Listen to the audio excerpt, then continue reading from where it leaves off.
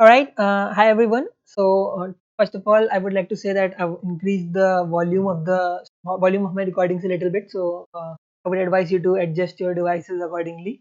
I increased the volume because like if it's too high, then people can obviously decrease it from their device. But if it's too low, then there's nothing that can be done about it. So I decided to increase it at the source. Now today we're going to do this Codeforces round 639. Division 2. It will be a screencast video. I'll be speaking about what I'm thinking. So I'll be discussing my solutions while I'm solving. And apart from this, there's another important thing that I would like to say. Uh, so, sorry. So I'm going to do this live stream uh, on medium level graph problems. If you've been following my channel, you know that I conducted a poll, and based on the results, I chose this topic that I'll be doing this medium level graph problem. So what it basically is that, and it's starting in like 24 hours and 30 minutes. So like tomorrow within in 30 minutes from now. So what the stream is about is that I think 4 or 5 days ago I shared a mashup, and you guys can find it in my Codeforces blog, or you can find it on my community tab in the channel or anywhere. Yeah, so there's a mashup, and in this mashup there are like I think 10 problems or something. They're all about graph, and the difficulty range is between 17 to 1900. So those are like interesting and nice handpicked problem. So if you are this is not advice for like absolute beginners, but if you have like some knowledge about graphs and you want to learn more, then I would really recommend you to watch this stream. So you can understand how to approach the graph problem. And I really advise you to solve the mashup first if you want to attend the stream, so that you can have your own ideas too. So okay, the contest has started and we're at problem A now. Okay, string generation. One fall day, Joey would, because he couldn't find himself something interesting to do. Marty suggested Joe to generate a string of length n to entertain him somehow. Okay. It didn't seem particularly difficult, but Joe generated and he had to follow these rules. Okay, only ABC. Hmm. The maximum length of a substring of this string that is a palindrome does not increase k. Okay, so any string of length more than k cannot be a palindrome. Okay, and that's it. Okay, so any substring of more than length k cannot be a palindrome. Okay, we have to generate such a string. Okay. Mhm. Okay. So I think if k is equal to 1, then I think it's impossible, right? Because no, wait, I think 1 is possible, because like we can have palindromes of 1, but like we will never have palindromes of any length greater than that. So okay, so this doesn't seem like a very easy A problem. Let me see what to do here. Okay, so A, B, C, right? Okay, maybe there's a way to generate a string like that's never palindrome, right? I think if I keep writing ABC, ABC, ABC, uh, no part of it will be ever palindrome, right? Like, wait, I think this is what this is. So if I keep writing this ABC, ABC, ABC, and so on, I think nothing in it is palindrome, right? Yeah, yeah, okay. So that's what we have to do here. Okay. Um, okay. So test cases. Okay.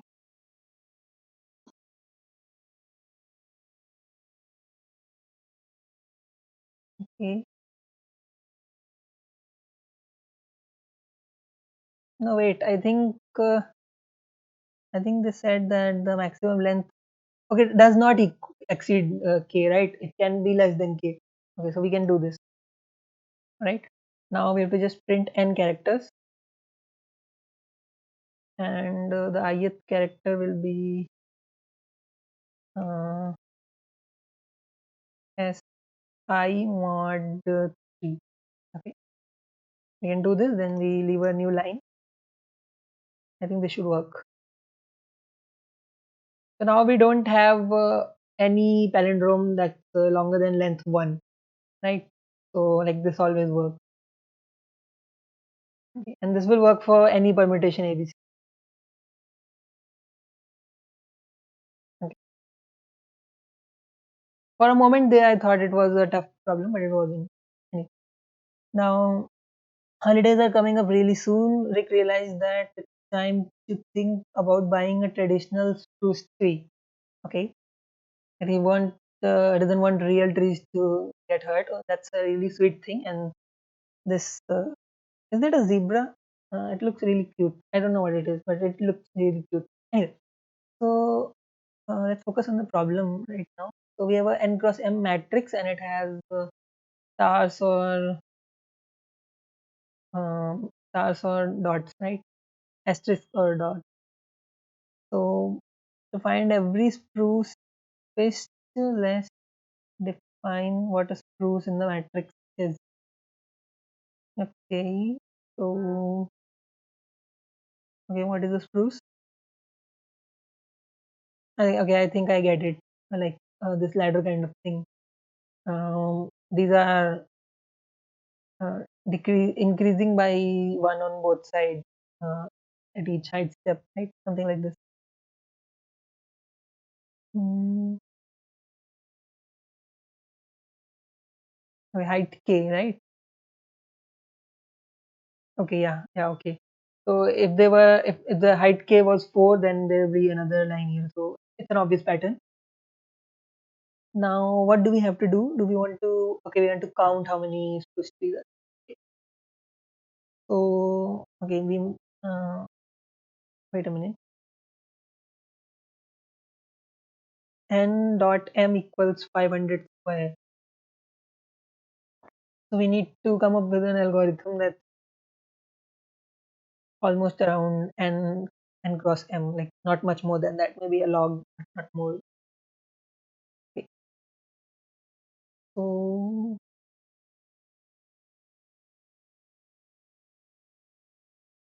wait a minute.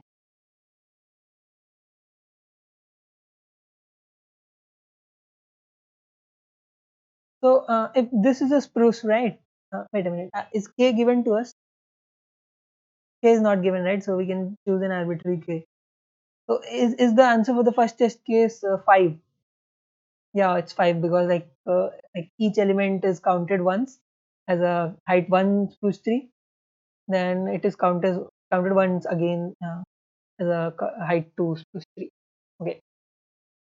So if we have any spruce of height uh, like uh, like if we have a spruce of a certain height, then we'll have a lot of spruces of smaller heights too, right? Okay. So okay. So how do we do this? Even this one doesn't seem trivial to me. Is this really a division too? Okay, it is, but it is based on something. Okay. Yeah. Usually the contests that are based on something aren't really trivial. So okay, so let's see what we can do here. Mm, okay.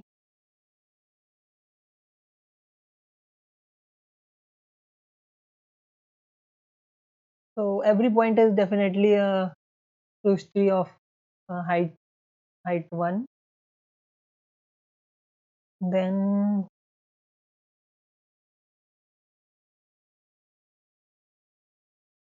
mm,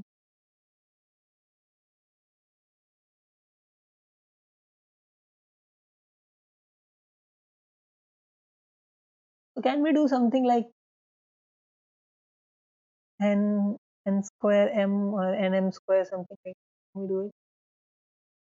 Will it cause it really?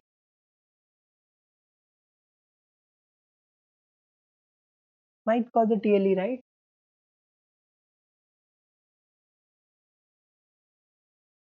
Hmm. Okay. There are 10 test cases. All follow this thing. So that's 10 to power 6 into 125 and okay, okay. Yeah, it might work. Not sure, but it might work.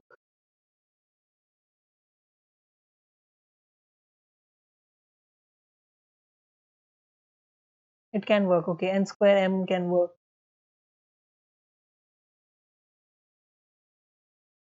Okay, so yeah, because like the summation of nm doesn't exceed 500 square. So if you multiply n to this, it won't exceed um 500 cube, right? So we can do n square m. So what do we do? Like for each square, we just kind of iterate on the height. Okay, yeah, we can do that. For each element, we need to know what's the width, right? So like for this one, if we start here, so like in this square, if we start, so obviously it's a spruce of height 1.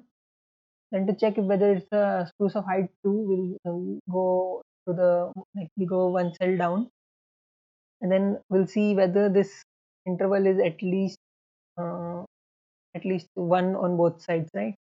And it is 1 on both sides. Then we'll go further down, we'll check whether it is at least 2 on both sides. So like for each cell we need to know how many, for each black cell obviously, for each black cell we need to know how many black cells, how many contiguous black cells are on the left to it, and how many contiguous black cells are to the right of it. And then we'll start from each cell and keep going downwards and keep increasing k accordingly, and we'll have to see if it satisfies the, the thing that we want. Like it should be at least k cells on the left and on the right on both sides. So that's what we need, and this algorithm will be n square m, and n square m will work. So that's what we want. Okay, did I spend too much time on this? Okay, I spent a lot of time on it. Anyway, so the reason I did this is because I think in a previous video of mine, people were saying that I didn't explain it enough, and even though the problems weren't too tough, they were like a little easier. I didn't feel the need to explain them. So, but anyway, like the channel is for viewers, so this time I decided to explain it a little bit more, even if it hurts my rank a little. So anyway,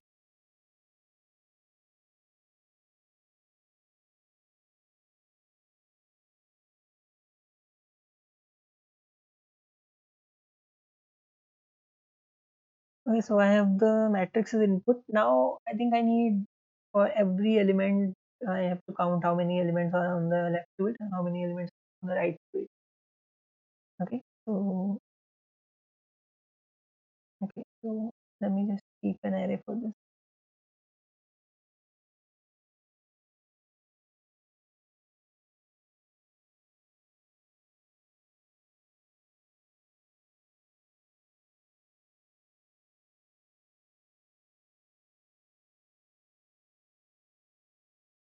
Okay, so I have a vector for that. Now I have to count how many elements are on the left and right, every element, and I'll store it in this vector. Okay, so sorry, I'm not sure how that will be done. Never mind. So I think I need to keep a count, right? Okay, count of how many elements are um, black. Is black is star or okay? Black is star. Okay. So if si equals if it's a dot, then I'll just reset the count. Okay, and I'll continue because there's nothing to do here. Okay, I need two such vectors, right? I need one for left and one for right. So then I'll store if it's actually black, then I'll store left of ij equals whatever the count is. Then I'll increase the count by 1. Okay, yeah, seems cool. After that, um, okay, I think that's it. Okay, okay, now I have to do it for the opposite side. Like I have to store from the right side. I'll start with the m minus 1 till j is greater or equal to 0. Keep on increasing j.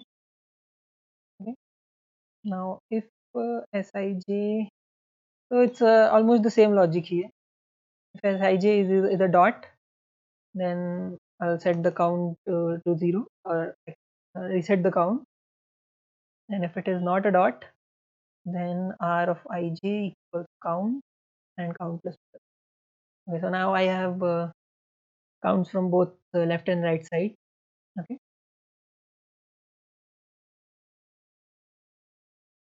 yeah, so that should work. Anyway, so okay, let's start to solve for the answer. Okay, so let's keep it in a variable called answer, which is initially 0. I'll add a few things to it eventually, then I'll print it. So now's the time to add the things. I'll start from height equals uh, k from wait, if uh, if si is a dot, then just continue because there's no point getting anything from here. Sij is a dot, then just continue. Okay. And if it's not a dot, then obviously I'll add 1 to the answer because it's a spruce of height 1. Now I have to iterate on the height, right? So for int h equals 1, okay. J, sorry, I plus h, right? Like when I go h down, then the coordinate is I plus h. I plus h should be smaller than n, and I plus plus, right? Now, both on the left and the right side, at least h cells should be there, right? So if L of h, L of I plus h j, if this is smaller than h, or if R of I plus h j, if this is smaller than h, like if either one of them is smaller than h, then I can't do anything. I have to continue. Oh, sorry. Then I'll break because like if this won't satisfy, the next one starts. And if this satisfies, then just add 1 to the answer. So I think this is it. It should work. Okay, so wrong, I guess. Yeah, wrong. So what did I mess up? Answer to the first one is 3. How can it be 3 when there are at least 4 elements with this, at least 4 elements with star? So at least 4 should be the answer, right?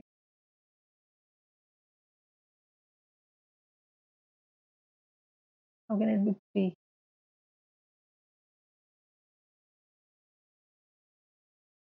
Hmm? This is really strange. Uh,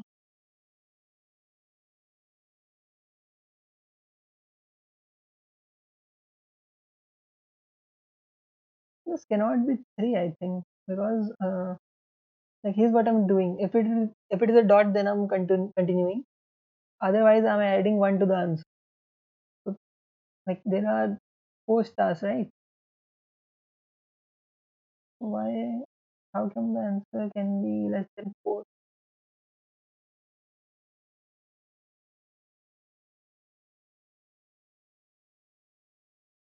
Okay.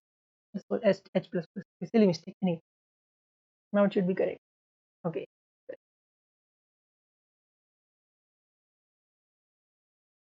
So yeah, that was just a silly mistake. I think this should be correct. We got a little late. Maybe I did a method that's like not too easy. Like maybe there could be an easier method that I didn't see because like too many people did it before than me, like before me. Anyway, so we're at problem C right now. We again see the cute zebra or whatever it is. I think his name is Rick.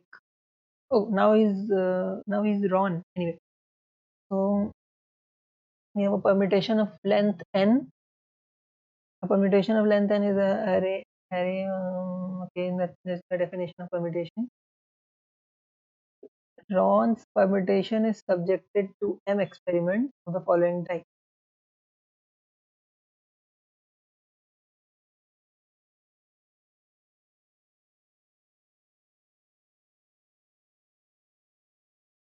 Okay, the elements in the range. Okay, the prefix of length Ri have to be sorted in ascending order with probability Pi. Okay, all experiments are performed in the same order in which they are specified in the input data. Okay. Hmm. There's a 60% probability that the first 3 elements will get sorted, and there's a 40% probability that it will remain unchanged.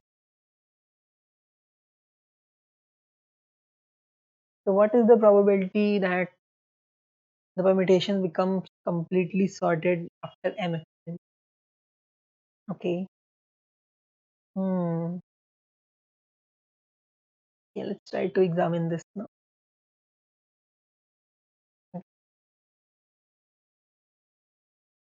We have some permutation.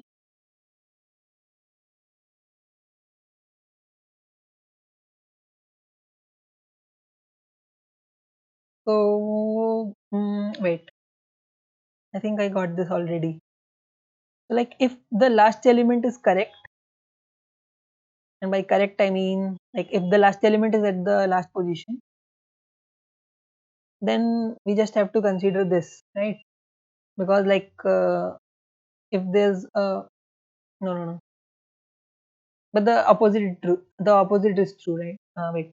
So like if we have a permutation in which the last element is not correct, okay, so there's no way to do this without.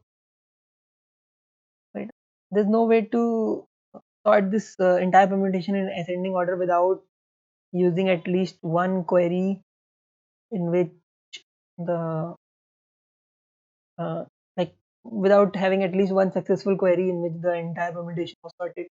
Because if we sort any prefix, it won't help us. Like if we solve this, sorry, if we sort this prefix, it won't help us. Like because there's still an inversion here. So unless the last element is correct, we definitely need at least one move in which the entire permutation is sorted. Okay. So wait a minute. It is guaranteed that it's a permutation, right?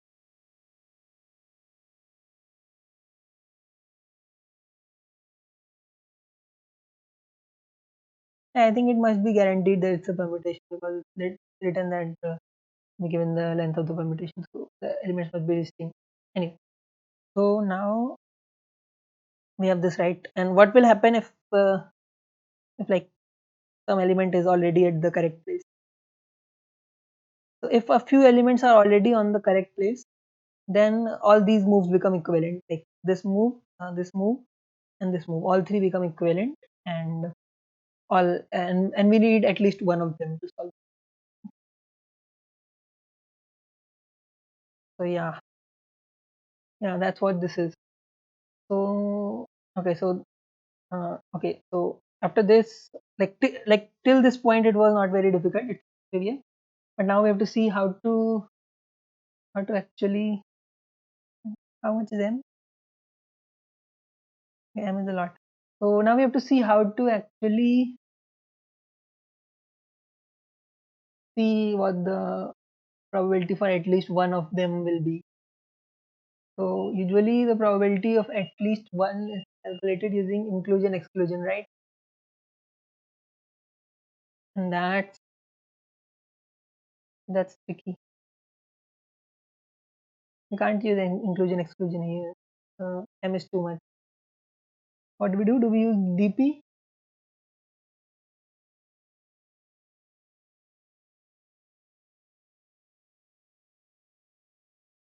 We have some flags, right? Each flag will impart some probability, and we can keep the like we have some switches. We can keep it on or off, and in the end, we need at least one switch on, right? Yeah, okay. That way we can that way we can get the total probability of having at least one switch on. We can do it for every possible combination.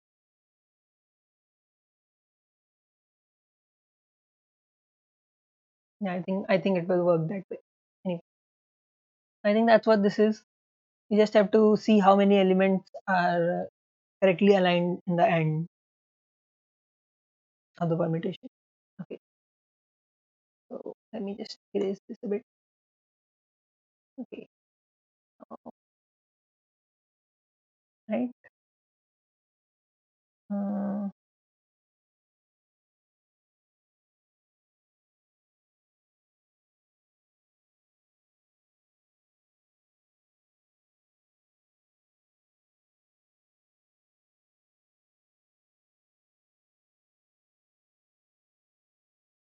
okay, so I got the input.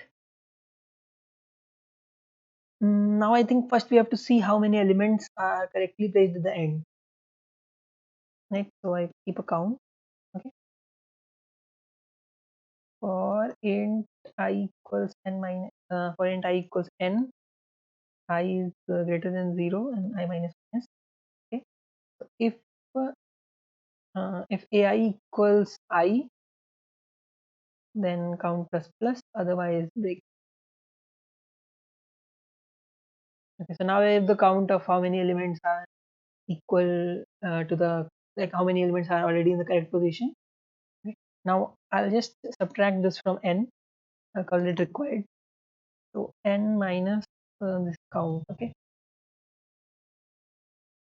So we need at least one of the. Wait a minute. So if required is 0, then the answer is already 1, right? Yeah. Wait, so wait a minute. Wait a minute. First of all, I need this precision thing. Okay. So now this will give me at least 9 decimal places of precision, because this problem involves precision. Anyway, so okay. So now I have to at least take the input, right?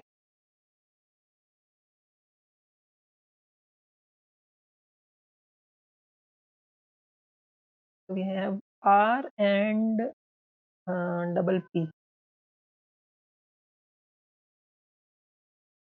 Okay. Now, yeah, if R is greater equal to P, right? Then only there's any chance. So I think we need to store in a vector. Valid. So these are all the valid moves. Like other moves are irrelevant, even if they work. There's no point. Oh wait, is there? Yeah, okay. Even if they work, there's no point. So I'll put this into valid. Okay, so this one is valid now. Okay. Now, so there was this thing. Yeah, if required is 0, right? Like if the permutation is already a proper permutation, an identity permutation, if it's already sorted, then the probability is definitely 1, and there's no doubt about it. So we don't have to do anything in that case. In all the other case, we need at least one element of the vector to follow, right? So we one, right? Okay. So for that, I think we'll have to use dynamic programming.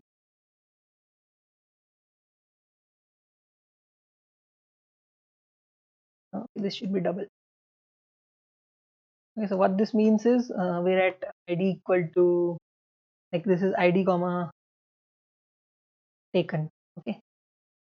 So id is the index, and taken can be 0 or 1 depending upon the situation, and taken is equal to 1 if at least one of the like if at any step at least one of the probabilities were correct. Okay. So we need a new n, I think. So I'll just reuse the previous n. So we need the size of valid now. Let me call this mx, in fact. Okay. So this is the size of valid, and now I just need the probability of having at least one of these true, right? Okay. So dp of 0 0 is 1, right? So there's a 100% probability that if we haven't processed any of the elements, then there's a like uh, there's a 100% probability that if we haven't processed any of the elements, then none of them is true. Like none of the probabilities were taken into account. Now we have to solve for the other. Okay. So now we have two options: either the valid I minus 1, either this is like followed or not followed. Okay. Right. And based on this, I have to change both the values for dpi1 and dpi2. Okay. Sorry, dpi0 and dpi1. And the final answer is obviously dp of m1, right? So this we've done. We just have to solve to calculate it. Now let's say first we want to solve it for dp of I0. Okay, so for dp of I0, I think this one is easier. So the probability that none of them is true. First of all, I'll multiply dp of I minus 1 0. Nothing before it was true. Then in this place, I'll multiply valid of I minus 1. Actually 1 minus valid of I minus 1, because this is not followed, right? So like till the previous step nothing was correct, and this is also not correct. So this is dpi0. Now let's see what's dpi1. So dpi1 is I think there are two things. Maybe till the previous step. Wait a minute.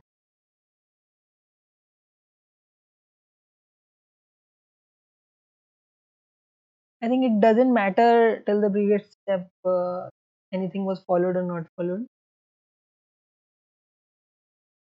Right. So I'll just add both of them. It doesn't matter till the previous step anything was followed or not.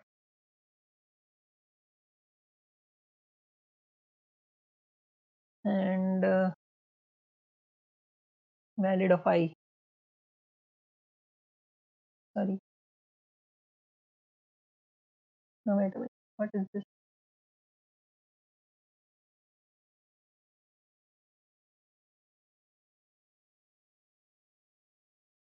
Okay, so till the previous step, if nothing was followed, then this must be followed, right?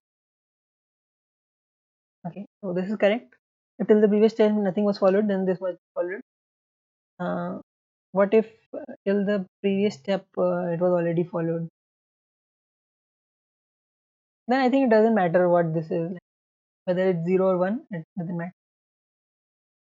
I mean, whether at this step it is followed or not, it's both the same.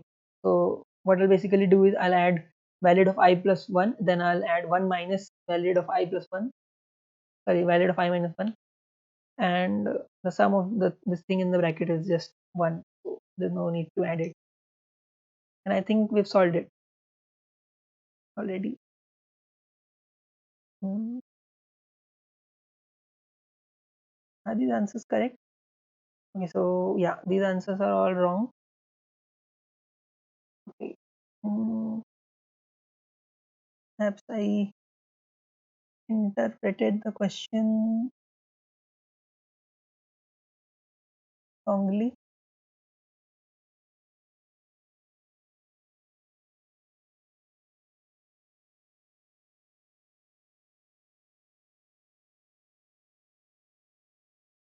Right?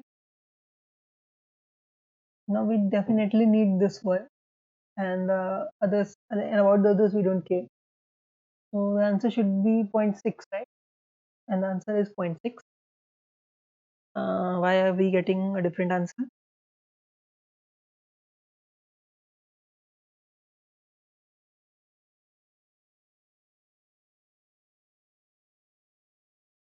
So I think according to this, we will get.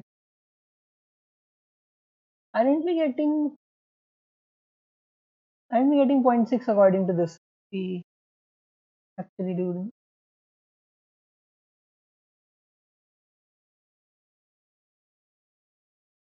Let me just see.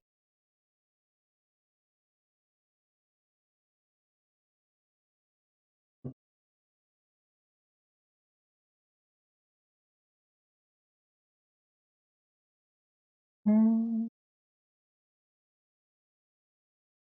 something looks wrong. Oh, oh no, no, no. R should be greater equal to required. Yeah, I think now it's correct. So I don't know why, but I'm making a lot of silly mistakes today. Zero point 0.6, 0.72, 0.9895, and 1. Okay, so all of these are correct. Right. Okay, so it was just a little observation, and after that it was just DP to solve the probability thing. The probability part was not tough. I mean, like actually it's sorry. So actually it should be done using inclusion exclusion, but like since the constraints are too big, cannot be done using inclusion exclusion. That's why I used DP, and the idea was pretty simple. At each step, we can either say that this the probability, like we are given the probability that this will happen. So at each step, we're saying, okay, either this happens or this doesn't happen. So if it happens, then the probability is like whatever the probability is, and if it doesn't happen, then the probability is 1 minus whatever the input probability was. So using this, we are trying to transition through our states, and the states I made were the index, comma, whether at least one uh, whether at least one of the events has actually occurred or not. So based on that, I did the transition, and the final answer is like we processed all the elements, and in the end, at least one of them was followed, which was what was needed in this question. We needed to we need to have at least one of these probabilities to be true, like one of these moves to be actually occurred. We want that because like any one of them will sort, and none of the other moves can sort it. Okay, so that's all about this problem. Let's see the next one. Divide and summarize. Okay, so Mike received an array. Is this Mike Miziano? Okay, I don't understand one thing. If they're using the same zebra in all problems, why do they keep changing the name? Like in problem B, it was Rick. Now it's Mike, and then C, it was I think Ron. So, like I mean, like get my point. Like they should use the same name if they're drawing the same zebra, right? Anyway, so Mike received an array A of length n as a birthday present and decided to test how pretty it is. Okay, I think I know what's happening here. Maybe first of all they made a contest, okay, and in the end, like one of them, one of the problem setters, or maybe one of the friends of the problem setters said, okay, you know what, I can draw. I'm an artist, so let me just draw a few figures and then I'll put just put them into the problem statements of this contest, and then they just added those cute zebras. Like I don't think they're even relevant to the problems. Maybe they are, but I don't know. So like if they had the zebras in mind since before they started the contest and before they started making those problems, I'm pretty sure they would have used the same name. Like they could have kept Rick for all of the. Oh, I didn't even notice this. In the first problem it was Joe, so why wasn't it Joe in all of the problems, or Rick in all of the problems, or Mike, or what? So the name keeps on changing. Maybe, okay, maybe I'm just a speciesist. Maybe these are all different zebras, but like to me, all zebras look same. Okay, like isn't this some kind of speciesism? Okay, I think I wasted a lot of time in that. Anyway, so Mike received an array of length a, array a of length n. Okay, the array is his birthday present. No wonder he's a zebra. The array would pass the ith prettiness test if there is a way to get an array with sum of elements totaling Si using some number of slicing operation. Okay, what's the slicing operation? Wait a minute, we're given an array A, then we're also given Si for each query, and we're given NQ and okay, so we're given NQ, A, and S. So assume mid equals max plus min by 2.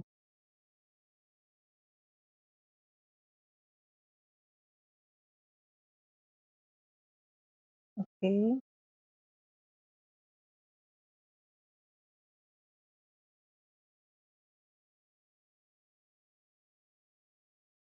okay, so yeah, this is trivial.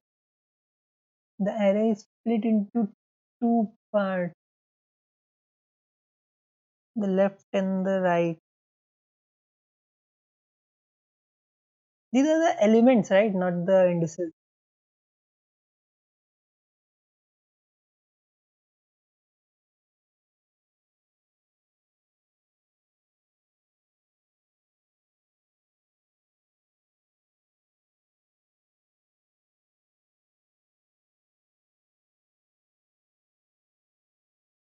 Oh, okay. We choose one of them. The chosen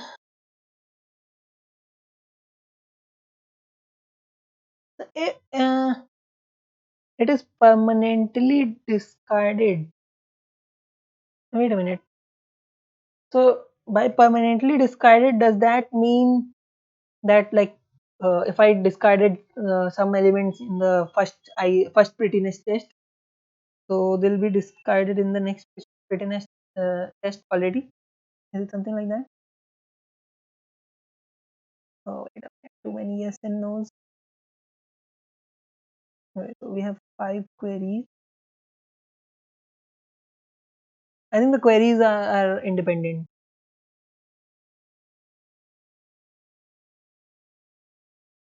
I hope they're independent, right? Otherwise, it makes no sense.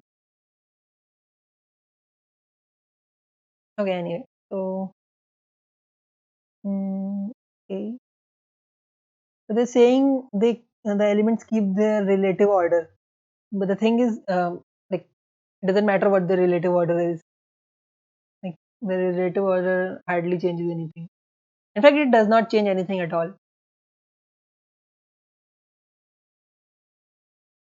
So, can't we just store all of the can we store all of the possible sums in a I mean, can we store all of the possible sums in a set?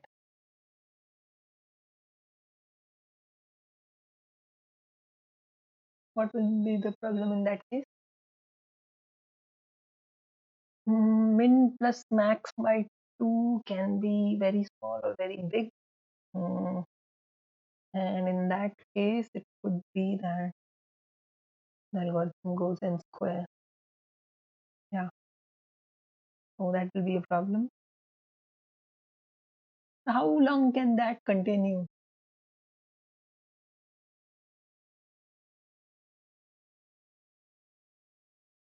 I don't think that can continue for too long. Min plus max by 2 isn't an actual mid, right? But I can, like, what if I just keep the frequencies of elements, then this min plus max by 2 will actually divide it into two proper parts, right?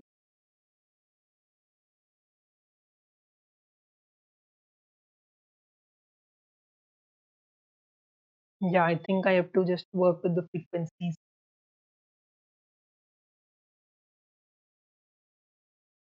In fact, I don't even care about the frequencies, right? I just have to, um, like, I just care about the frequency multiplied by the value of the element, of their element.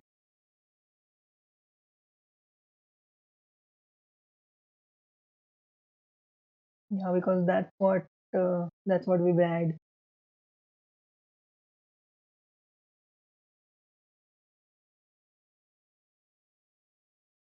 And we don't really care about the relative order because, like, whenever never even considering the relative order, right?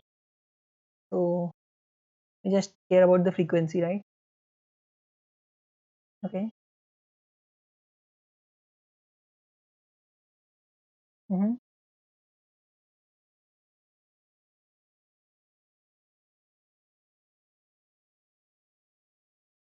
Right. So first of all, we have all the elements, then we take the max. Okay. After that, we divide it into two parts, okay, and that will actually give us the center, right?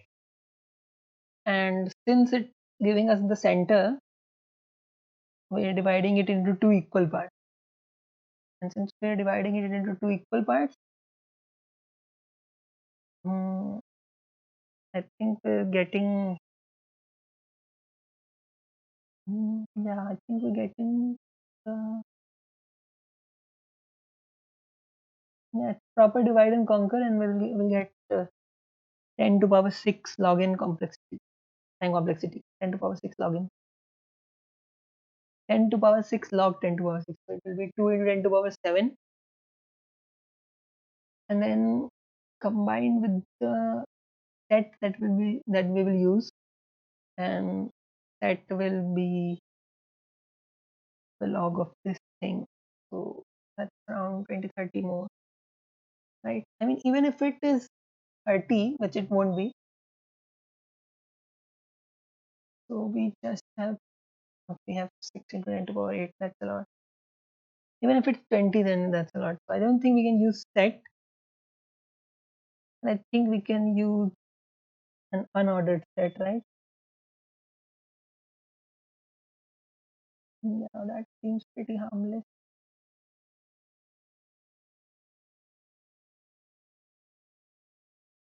No, wait, we can use a vector, right? We can just, yeah, okay, we can use a vector. No, won't it have too many elements? How will we find the elements? Will it have too many elements? Yeah, it will, yeah. Okay, so that will have too many elements. We sort it. That will be a problem, probably. I think it's better to keep an unordered set. Yeah, that's the safest thing we can do here. So maybe we should just keep a GP hash table, but I don't know how to use it. So I'll be doing an unordered set. Should I explain the solution first? Yeah, I can explain a bit. So what I'm doing is, like I know that the relative orders of the element is that. So I'll just keep a frequency kind of thing. So like I have all the elements from 1 till 10 power 6, and I just need the frequency of the element. Okay, like this. I just need the frequency of the element, and then when I take the minimum and the maximum element, sorry, when I take the minimum and the maximum element, I add them and then divide by 2. In the frequency array, I'm doing the same thing for the indices, and this way I'm dividing the array into two parts. And when I divide it into two parts, and I keep on doing it recursively, so I'm actually doing a divide and conquer kind of thing, which will give me a time complexity of around, like at max, 10 to power 6 log 10 to power 6. So this is nothing but 20 into 10 to power 6, or 2 into 10 to power 7, which is fine. Now for all of these, I need the sum. Okay, and I need to store it in a set. So if I actually store all of these values in a set, then it might go up till 2 into 10 to power 7 into whatever factor the set will contribute. And even if that is 20, which it will probably be more than 20, but if it even if it is 20, then it's a lot. I don't think we can use set here, but we can probably use unordered set. So if we use unordered set, then this factor will go. It will be replaced by some constant, but that's fine. I think that will be fine. So yeah, test cases. Then I have n and q.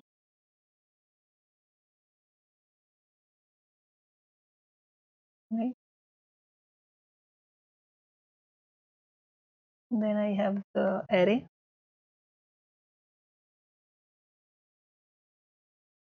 Okay, wait, I don't need the array, right? I just need the frequency thing. I'll keep fn. Okay.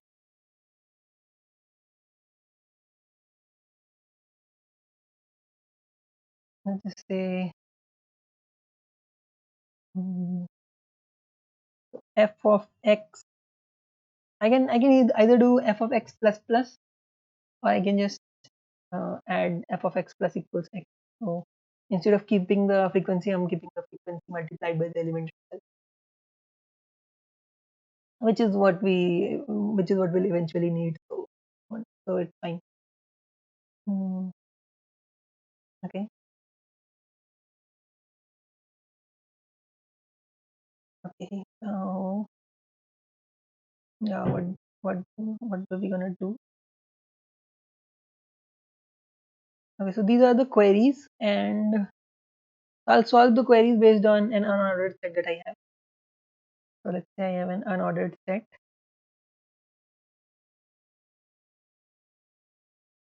Okay. Then in each test case, I'll clear the unordered set, and then I can solve the queries like this. Just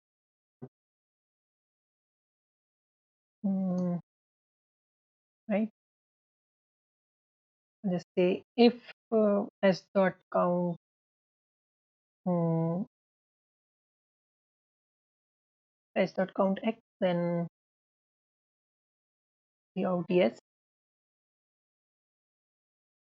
Okay, max session. Otherwise, see out no.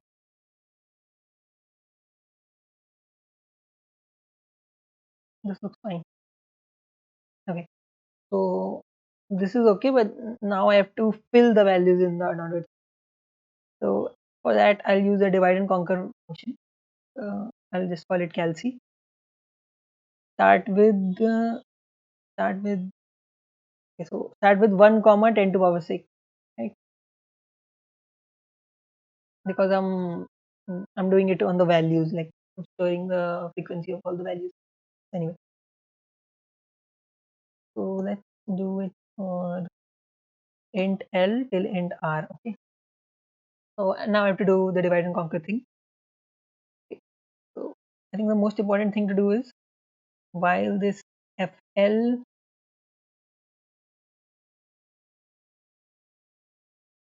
wait a minute, this is never zero. Fine. So while fl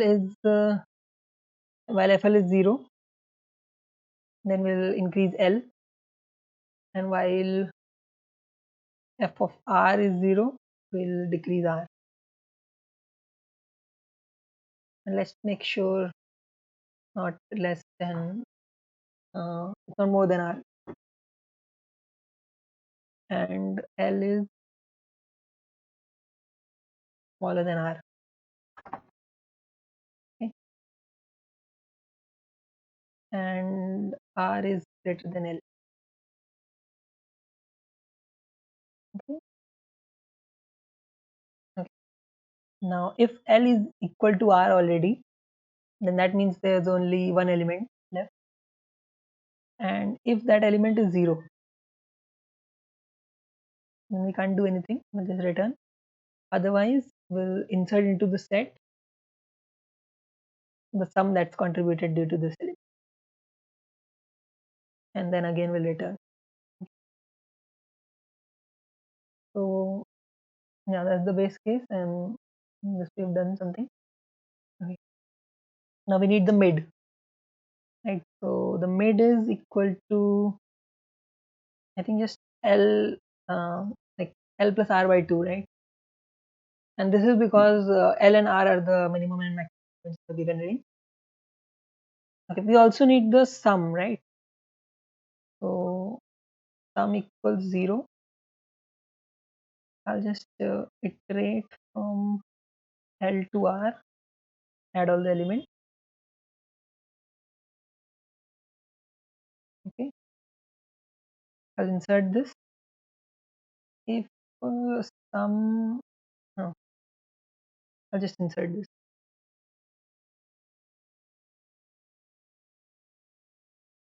Yeah, this seems fine to me. Now, now since I've divided this, okay, so the elements that are less than or equal to mid go to the left. So now if I have to left till mid. Okay, so all the elements that are smaller or equal to mid, they go to the, then all the elements that are greater or equal to right, they go to the, they are greater than mid, they go to the right side. I think I didn't do one thing. If L is if L is greater than R, then let's just return. Okay, that means the range is invalid. I don't know if that will matter or not, but I think it's a good thing that I did it. So is that it? Have we done it?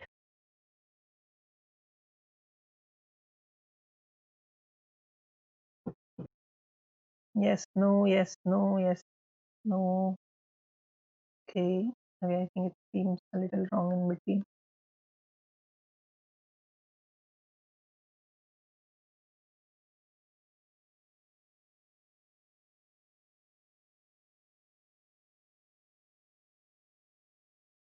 Okay, so I think I know what I did wrong. This fx array had to be reinitialize to 0, right? And then I think maybe we do need to keep a track of this.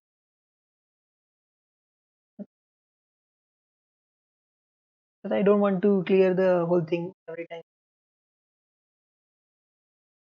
AI equals X. After that, I'll just clear it, right? So int X equals AI, then f of X minus equals X. Yeah. So yeah, now I'm clearing the test cases correctly. Okay, so it is working, but I must remove. Okay, should I remove this? Define int long long. Yeah, I should. But now there's another problem. Now the problem is that this itself can go in long long.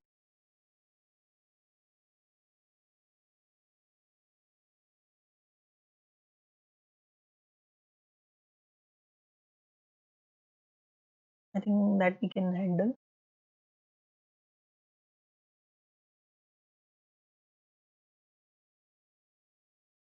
This should also be long long then.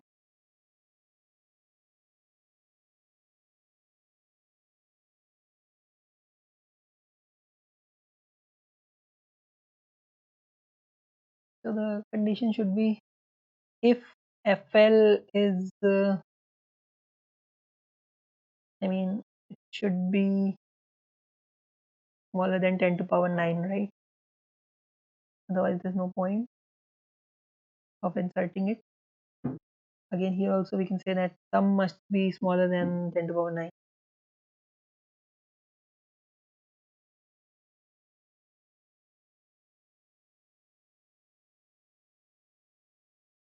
Do we need long long anywhere else? I don't think we do. We just needed it for F and yeah, we just needed it for F and this sum. And we already did both of them. So yeah, so now we just have to rely on unordered set and hope that it doesn't. Okay, it didn't. The unordered set didn't cheat us. It didn't betray us. The problem is that an unordered set is O1 in general, like the operation like insert, delete, and find, etc. These operations are O1 in general. Sorry, O1 on average, but in the worst case, they can take linear time. So unordered set, in the worst case, the unordered set can be much worse than a normal set, and the normal set was already slow enough for this question. So yeah, that was the problem. But uh, hopefully it didn't betray us. So we're lucky. Actually, there's a way to cheat the unordered set. It involves making a counter case in such a way that all of the values that are going to the set get hashed to the same value. And then what happens is, um, then like all the values get hashed to the same index, and then the unordered set just works like a linked list, and that is very slow. So yeah, that's also a thing. Okay, so now we're at problem E, and as you can see, there are very few submissions for this problem. So it must be difficult because till the previous problem there are a lot of submissions. Let me see what my rank is. Okay, so it's bad. Okay, so yeah, problem E. Okay, so in the recent years, John has very successfully settled in doesn't like to ideally set around compiling. Hmm.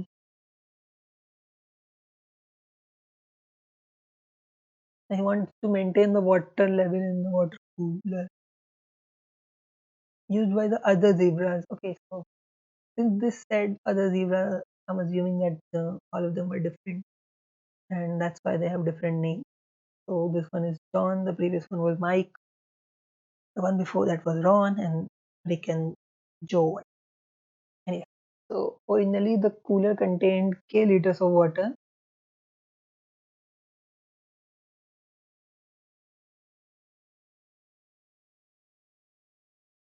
So the water must be between L and R, and it initially has K, and K is between L and R. Okay, and John will be in the office for 3 days. He knows that each day exactly X liters of water will be used. At the beginning of each day, you can add exactly Y liters of water to the cooler.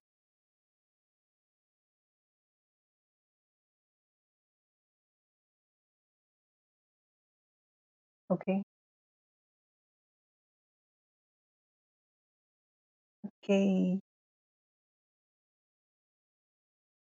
okay. So T is very big,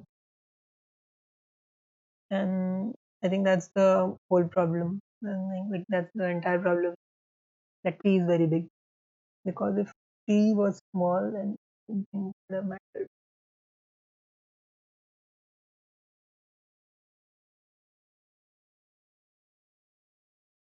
The only thing that is small is X. So X is small, and it must be an important detail.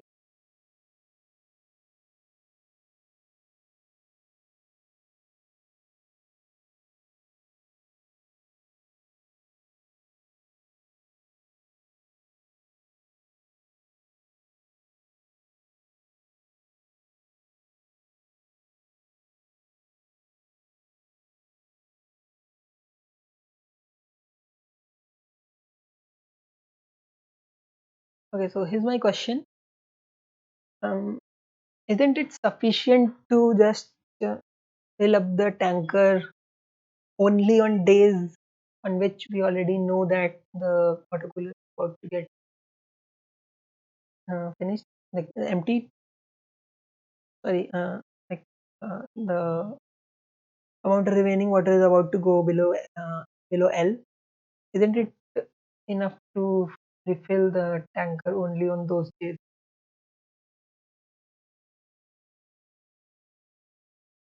Like, why would it be more advantageous to refill it earlier? That's my question.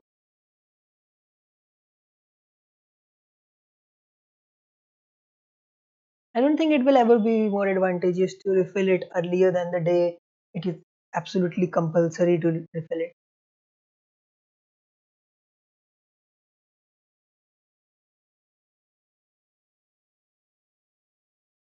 I think I think the answer is yes in most cases. I think.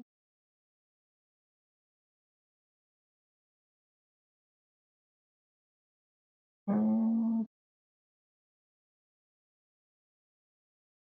like if y is smaller than r minus l minus x, I think something like that. If the answer, sorry, if y is smaller than r minus l minus x, but it is okay. Okay, no, there are a lot of cases. Like y cannot be, like, it may be possible that y is not big enough. It may be possible that y is too big. But if y is of correct size such that it fits both ways, both L and R, then that's all right. Okay. So what if y is smaller than x? Then what will happen?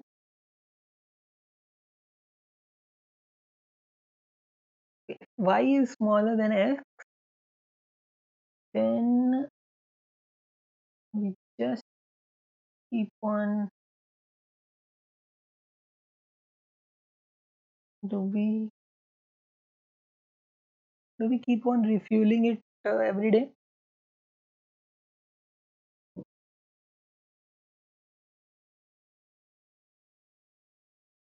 Yeah, like first we wait till the day that another withdrawal will.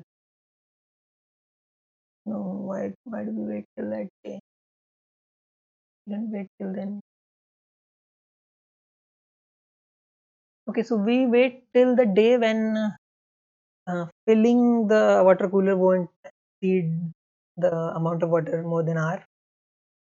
So we wait till that day, and after that day, we daily add Y to the water cooler. If and we will do this if Y is smaller than X, right?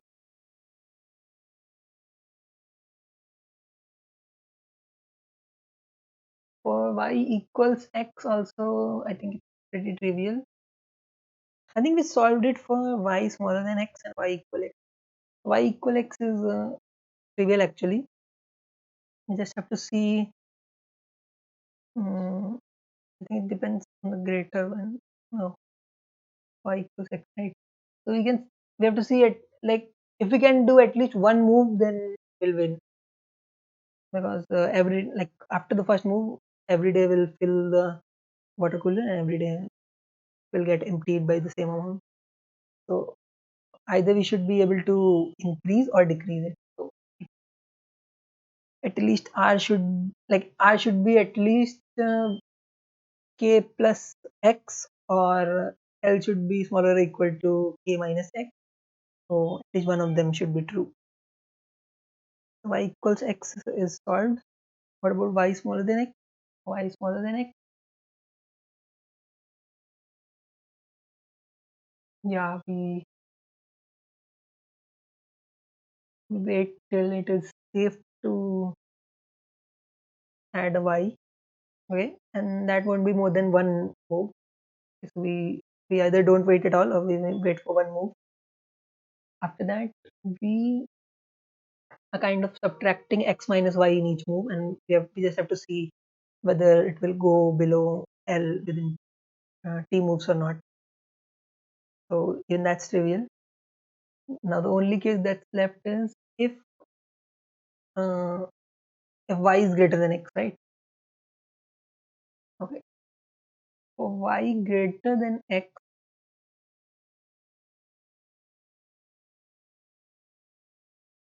yeah, this one's tough.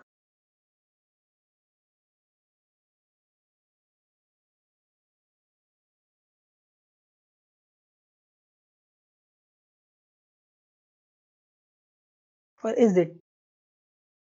Can't we make x greater than y if y is greater than x? Maybe we can't. Let me see. Hold on. Okay. So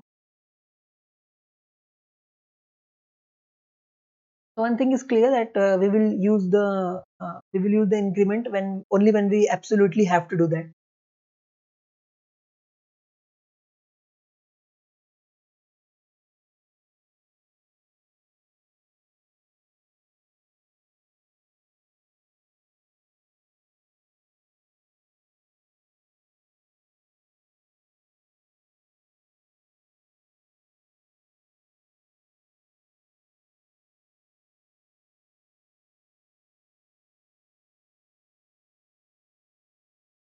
So when this length is smaller than x, if we do another x move, we'll lose. So we must have to do, like, there's no other option. We have to do y here. Okay. But what will happen after that?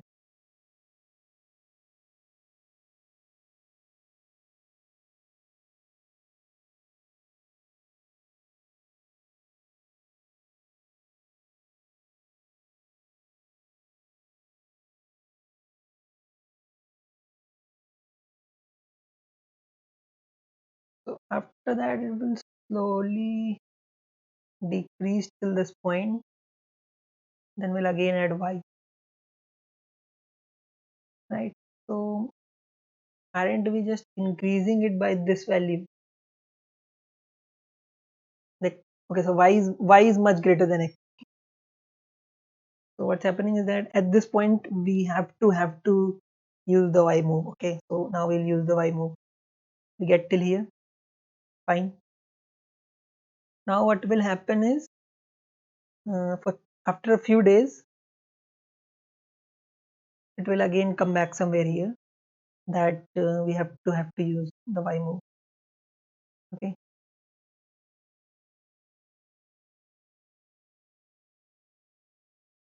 then we will use the y move. We might go lower than this, we might go higher. Okay, so this is tricky. Will we go lower or will we go even higher?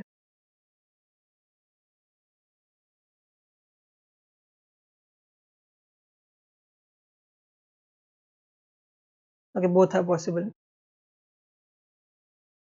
So this is possible and this is also possible.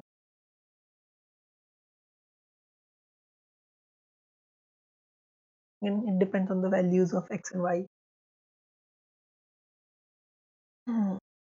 Are actually both of these possible?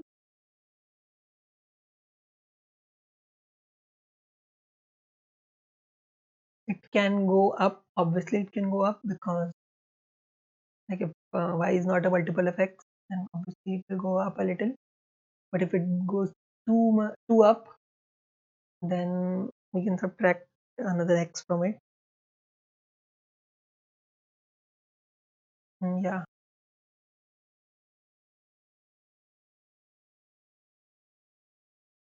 yeah, that will be problematic.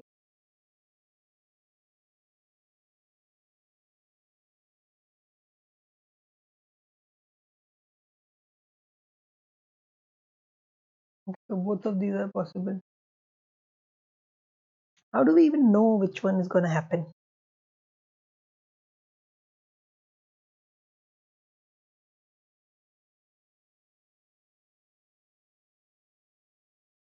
So I think the reason x is small is that, let's say this is y. Sorry, let's say this is L and this is R, whatever.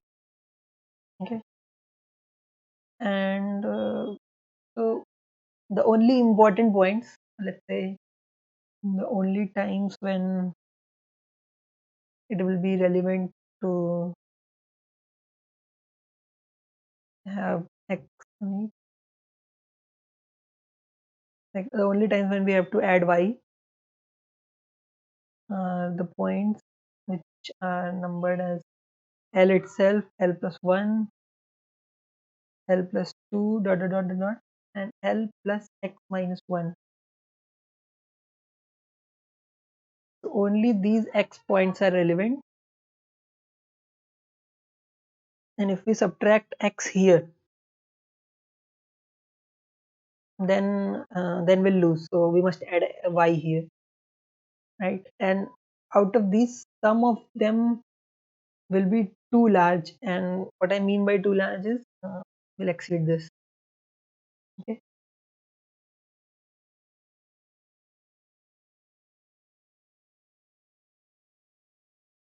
so this will lead to something, then this will lead to something else,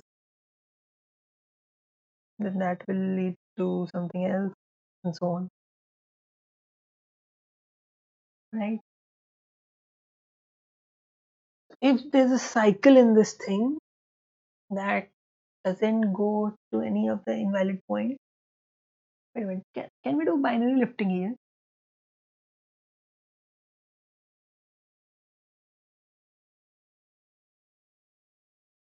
Okay, I think we can,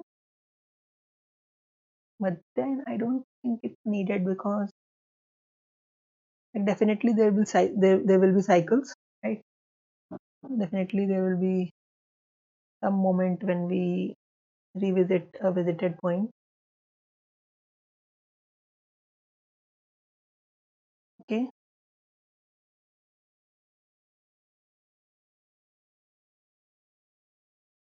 so either this will happen or maybe we'll end up at an invalid point.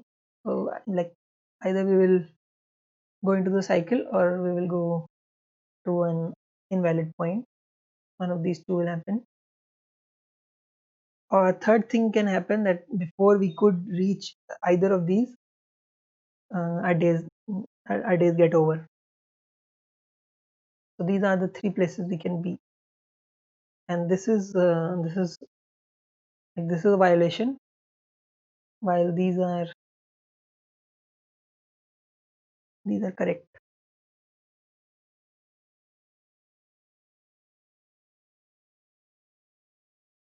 Okay, so this happens when, so when will this happen?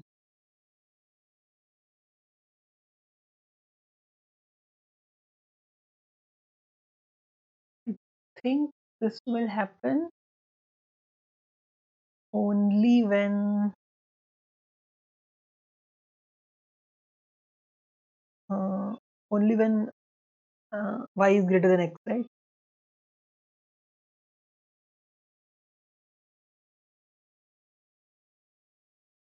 Okay, so for y equals x, it was trivial. For y is smaller than x, we had solved. All that was left was y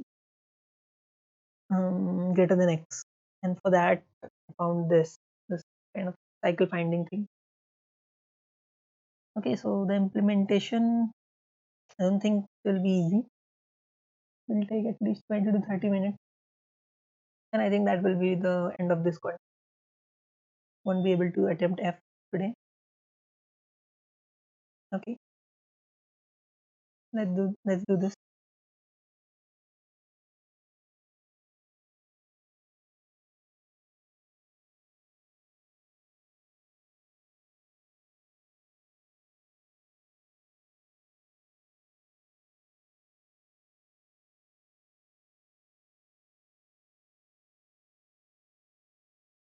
Okay,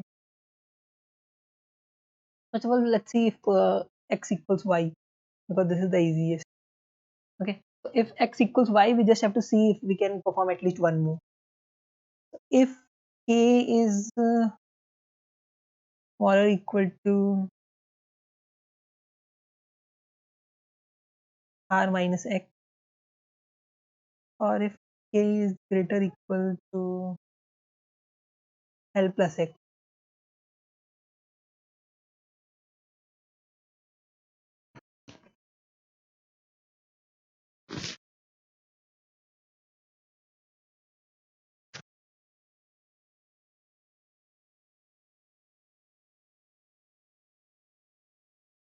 There's a lot of noise around me right now, and like my mic isn't catching it at all. See, it shows like it's completely quiet around, but there's actually a lot of noise around me right now. I was worried it was gonna go in the video, but it's not. So in this case, the answer is yes. Okay. Otherwise, the answer is no. So yeah, for x equals y, it was easy and we solved it already. What's the other things are, maybe x is what if x is greater than y? Okay. So okay, so first we wait till hmm, till we can perform at least one y move. Okay?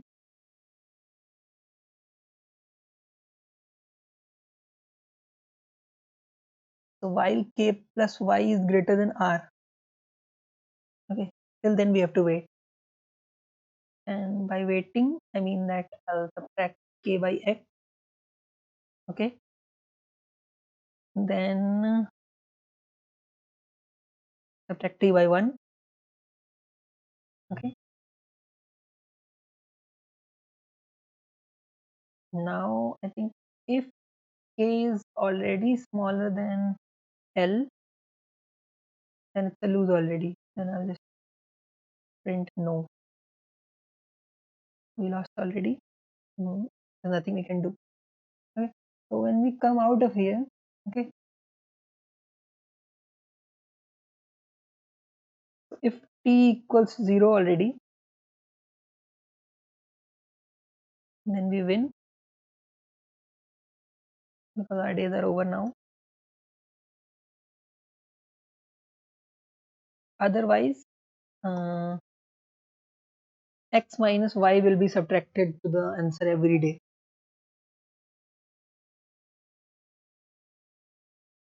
Okay, so let's see till how many days can we keep on doing this. Okay.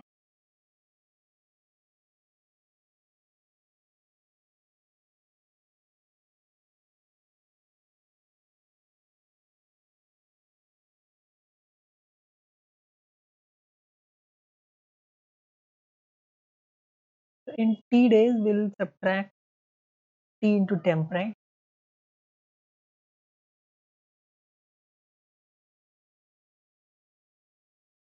So this much will subtract in t days,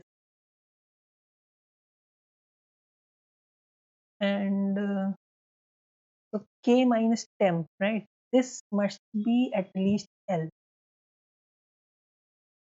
We want this to be greater or equal to L. I think we can just shift it here. If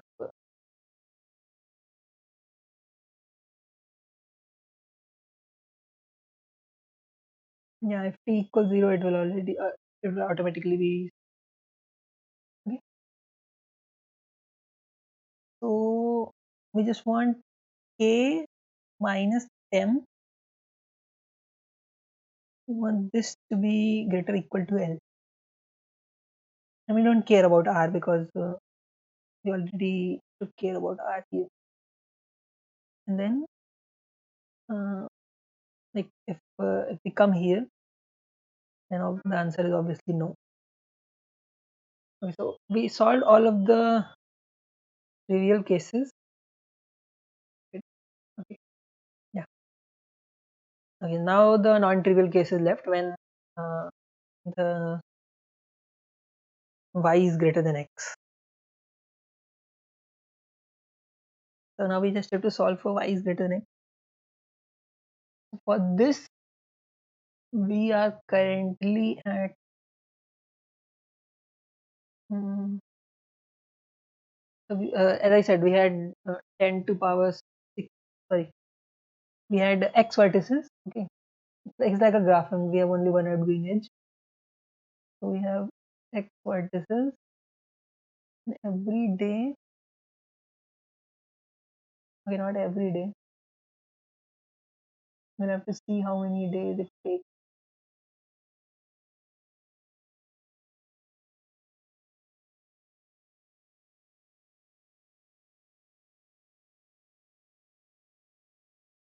Okay, let's see.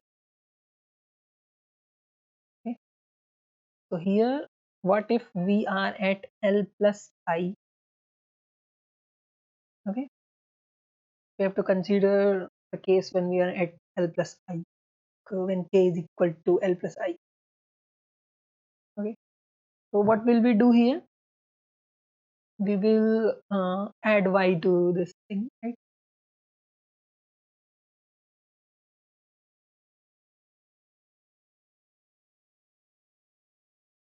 Okay, so if L plus I plus y, if this is greater than R, then impossible. Okay, so let's store it somewhere.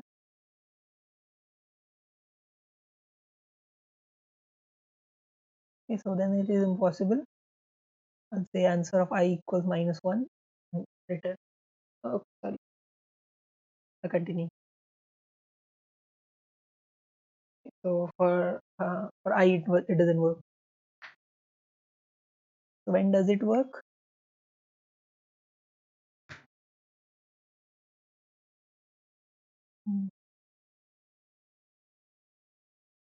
So the new k will be L plus I plus y, right?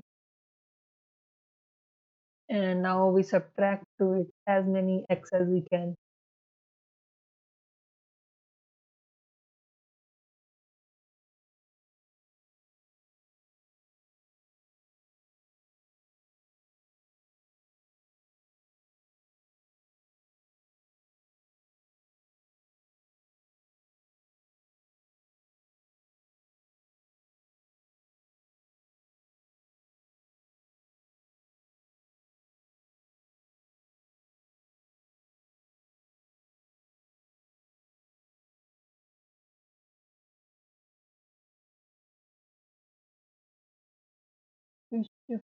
that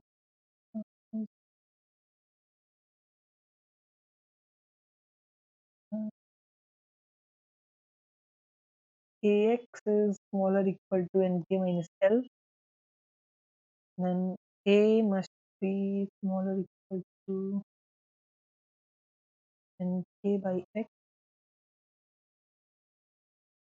so it is equal to this thing.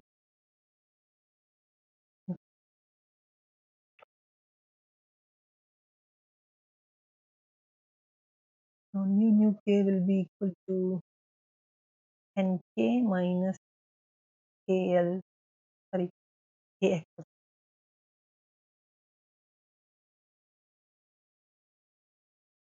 So yeah, this must be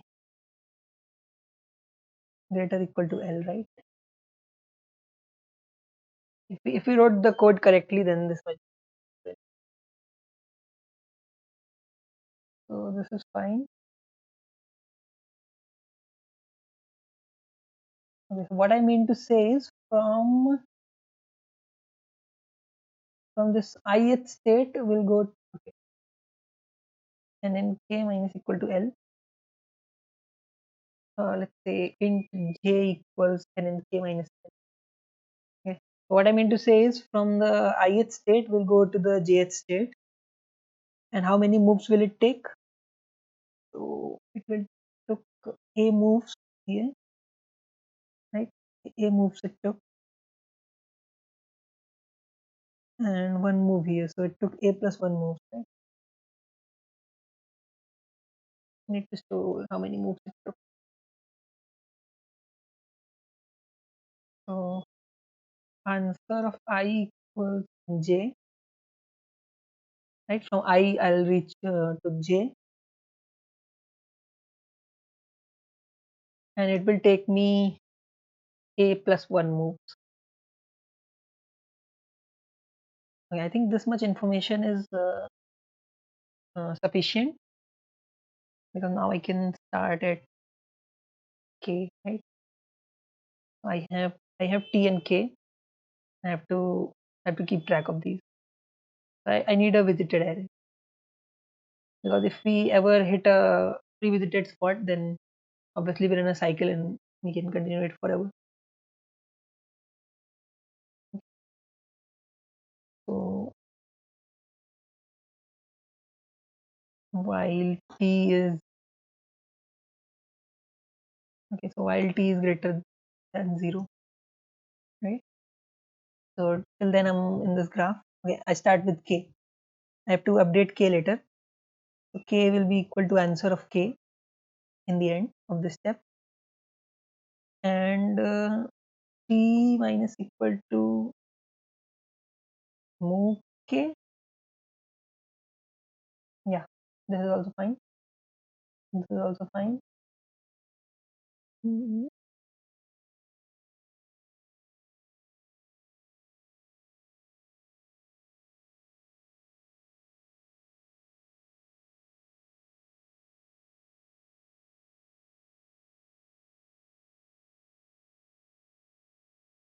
Okay, yeah. Okay.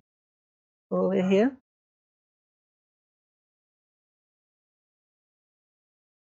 I took the visited, right? Yeah. If this k is already visited, then we're in a cycle, and the answer is obviously yes. And we don't have to do anything here.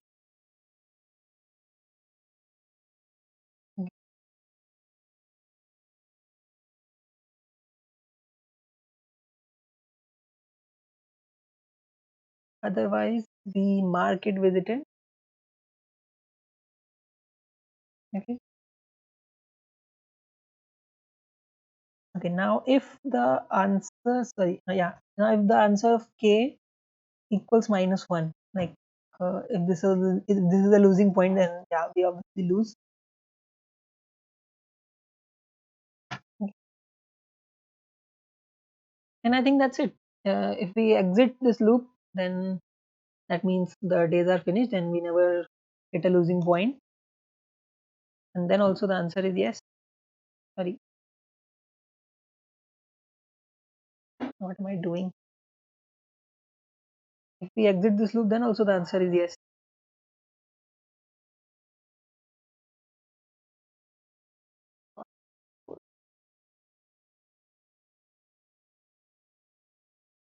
I hope this works. If this works, we'll submit right away.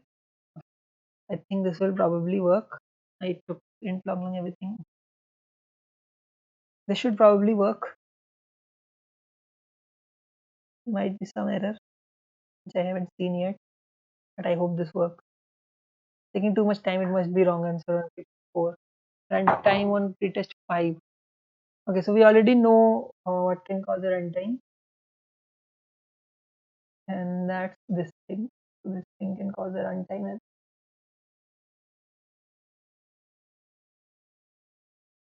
I'm pretty sure this is causing the runtime.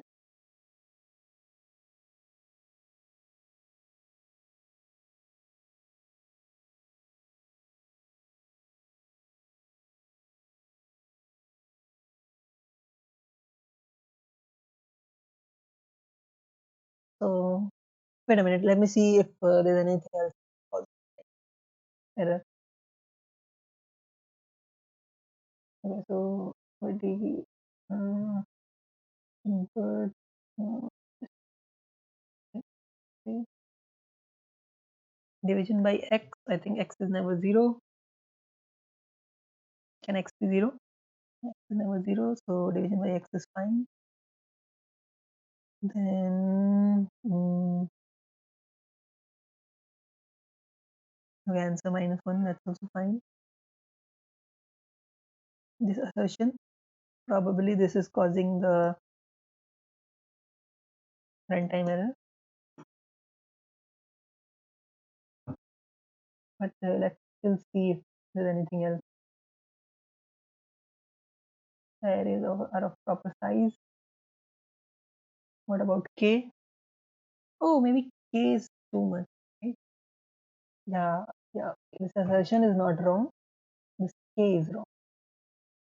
Okay, so yeah, yeah. Okay, that's what we did wrong.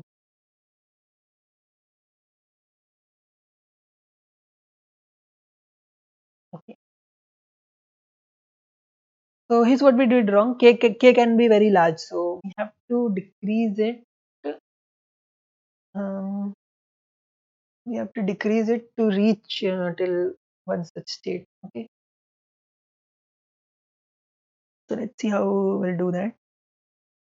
I think it will be very similar to something like that. Okay. So the new k will be equal to, let's call it new k. Okay. So the new k will be something like new k equals k minus a into x. Like a is some variable like this, and we want new k equal to be this, right?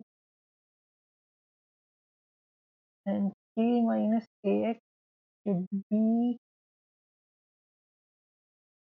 again small, sorry, greater equal to L, right? So k minus L should be greater equal to ax.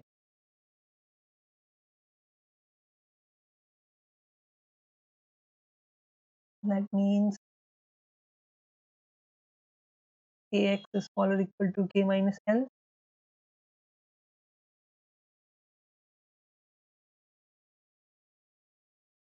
Okay. So a equals this thing, right?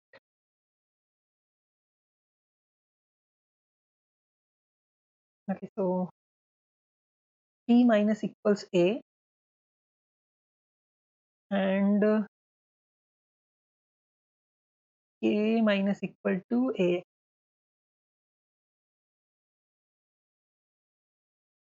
Okay, now we get into this loop. Like these were the initial things that we had to do. I think now there's a very less chance that something's wrong. I mean, even if something is wrong, at least the test case 5 will run, probably. Oh, wow. Wow. Is my assertion wrong? Okay, no, no, no. I had to subtract L here.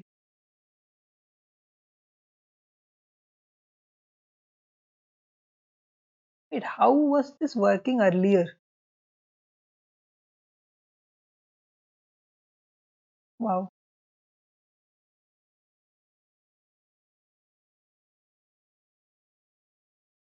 Hmm,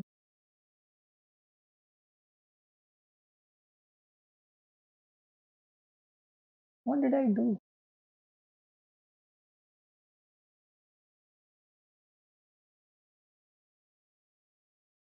Yeah, we always subtract L, right? So it's obvious that we'll subtract L this time as well.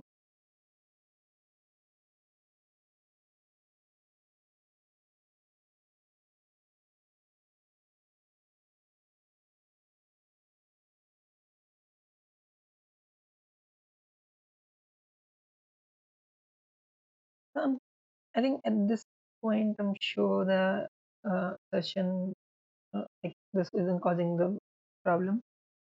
Problem is here. Okay, what are the inputs? KLR and everything. KLR. What are the inputs? KLR TXY. Okay.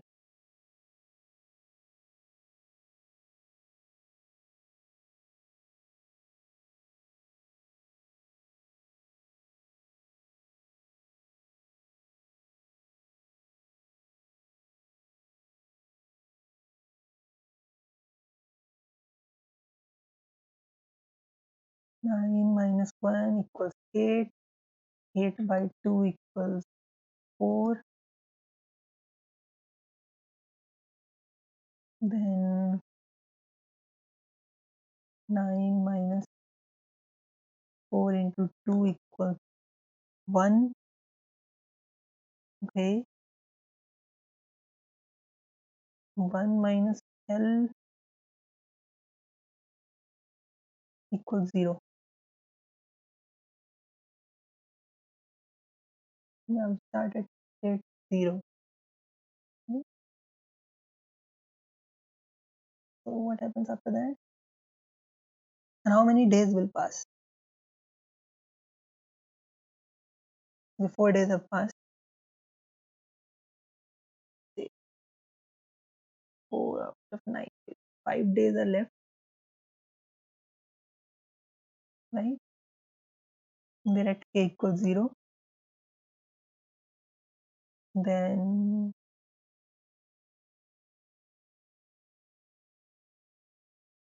okay, so x equals 2 and y 9. Okay. And I think that's also okay,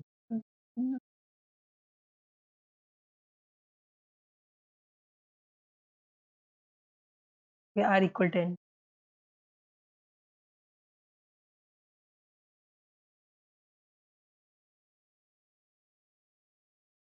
Mm,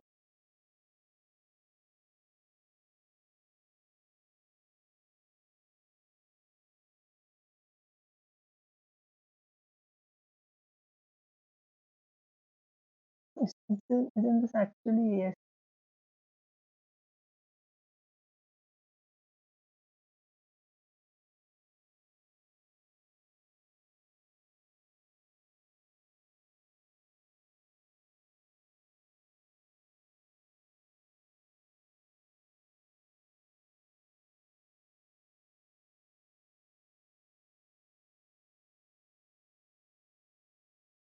I think these are not a plus 1 moves. These are just a moves.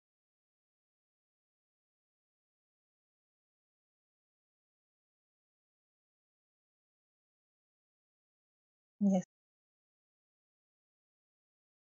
yes. So that's what I was doing wrong. Probably. These are a moves because like we can't do the one move separately.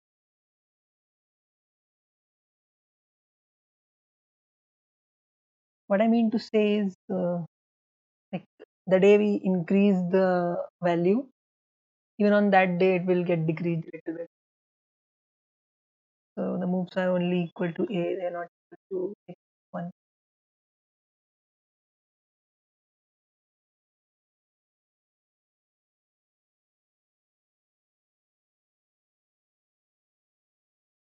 Okay, so now we're getting mm, okay, so this wasn't causing the runtime.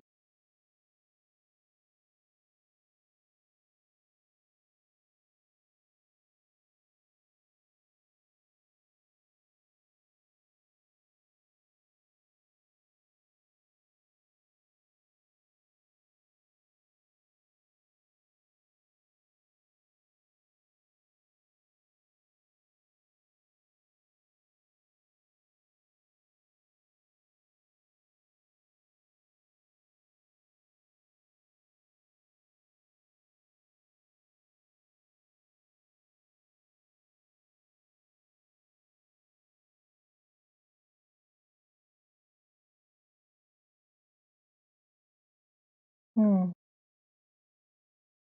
10 plus 5 plus y mod x.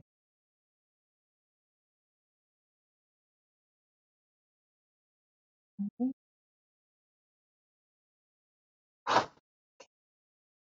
Don't know what test 13 is. Is it like a trivial test case or something? Is it a corner case? First, let's first verify what. Okay, so I take all the inputs. If they're equal, I just need to be able to do at least one move. After that, I'll be able to keep on doing the move.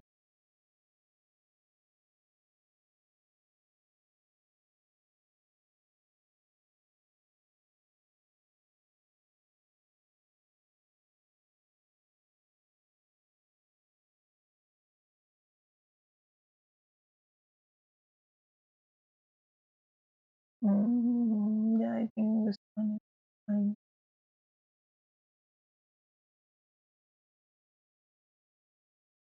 Okay, if one of them is true, then the answer is yes.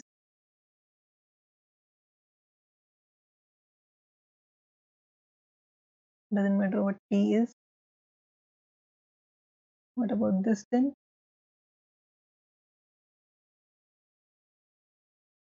While we can't do this increasing move, we have to keep on doing the decreasing move.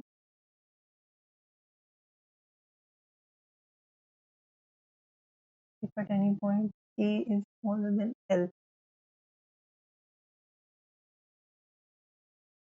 then that means the answer is no.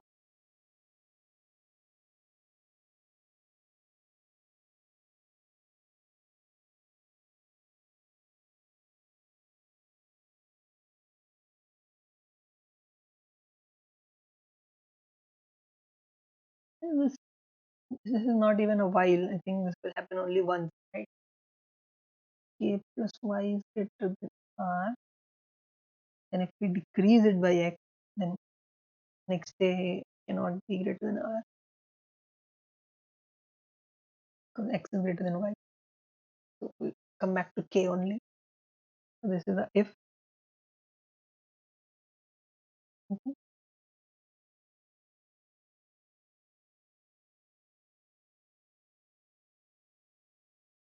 K is smaller than n, then the if k is smaller than l, then the answer is no. And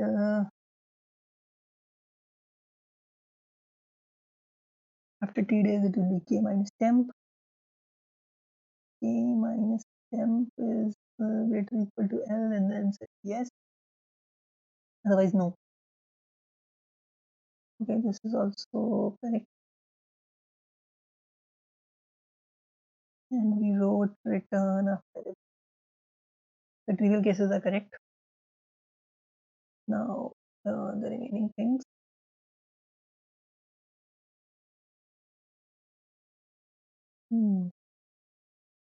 What if one of these points to itself? I think that will give us a cycle of length 1. That's also fine.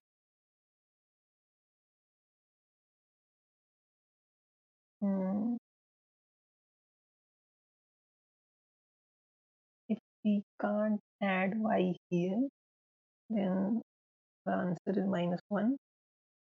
That means then this is the losing position. However, we can add y here. First we'll add y.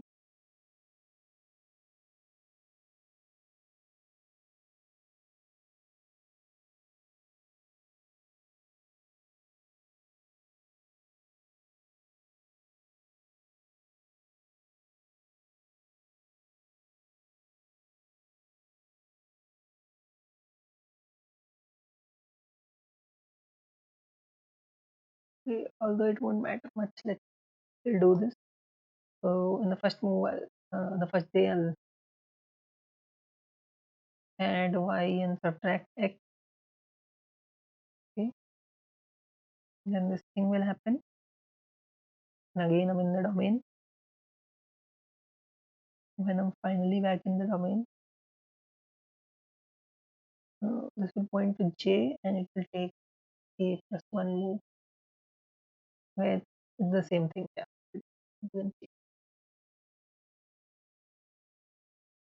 okay. So is there a mistake here?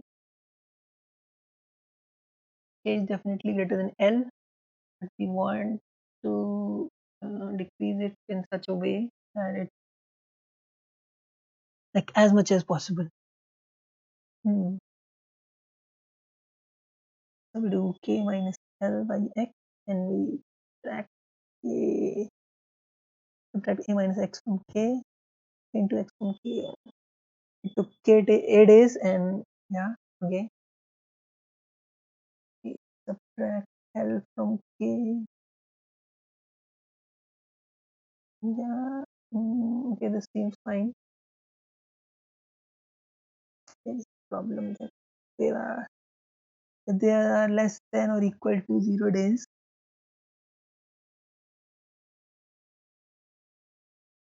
And the answer is yes. If we reach a vertex that is already visited, then the answer is yes. Mark the vertex visited. If we are on the losing state, that means we can neither increase nor decrease. That means the answer is no.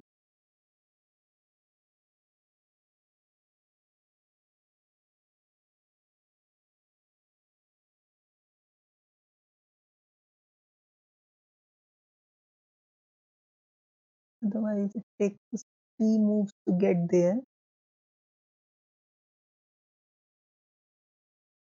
and we reach answer of k.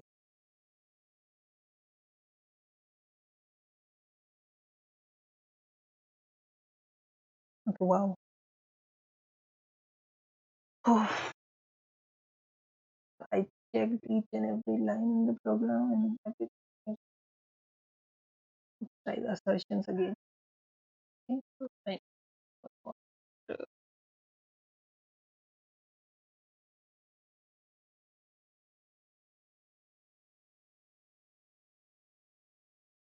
I think I want j is smaller than x.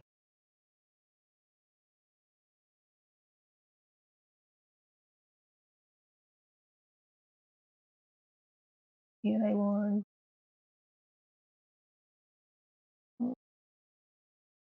k is smaller than x.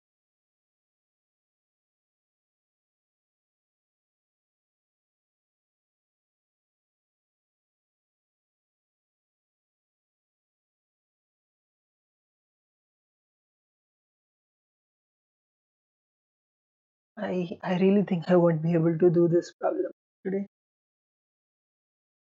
Wrong answer. Am I missing some case? Okay. So x equal to y, I think I've done properly. Yeah, this is so obvious. X greater than y. If I can't do the y move, I must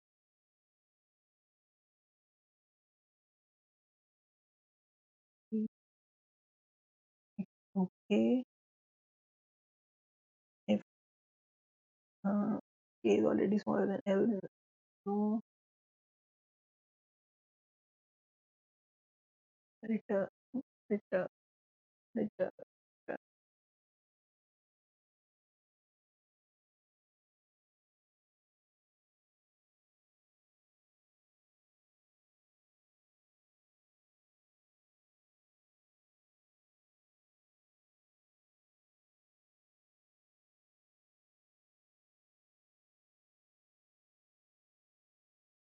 X greater than Y seems pretty straightforward actually.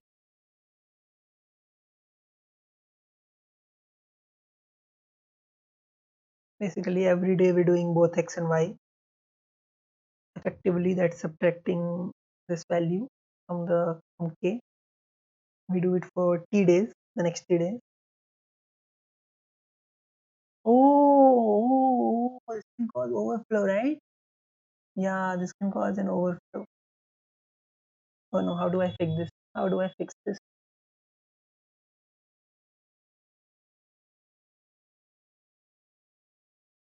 Yep, this can definitely cause an overflow.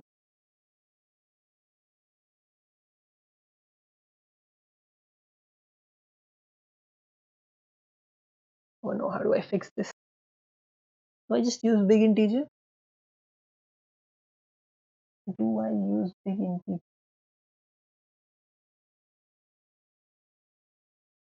I think that is the only place where overflow can happen, right?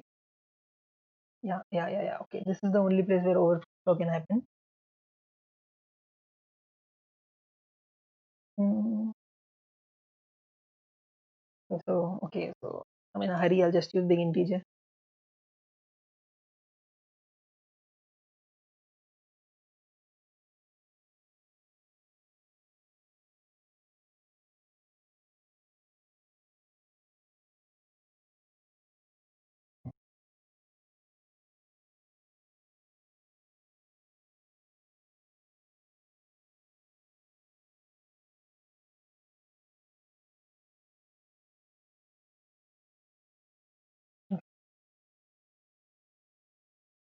So that was a value around 10 to the power 18, and I was multiplying it with another big value.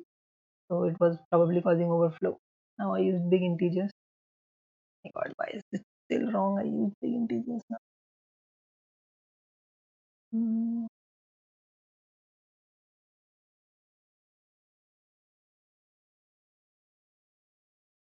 this is also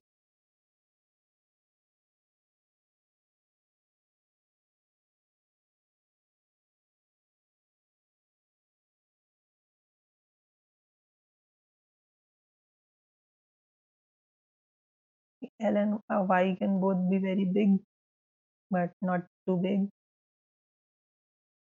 Yeah, and K is not too big.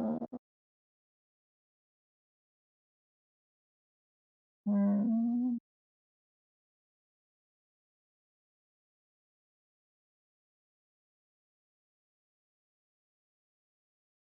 Okay, yeah, this is definitely smaller than.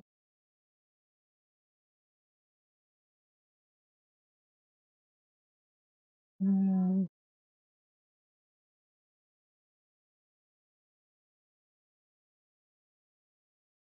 This was the only place where long could overflow.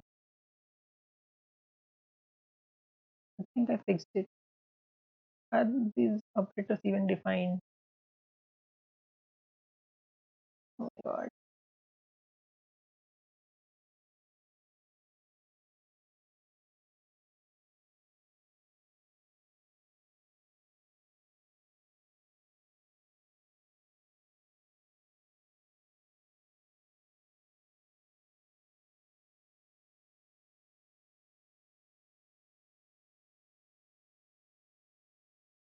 I'll just resubmit it out of desperation, but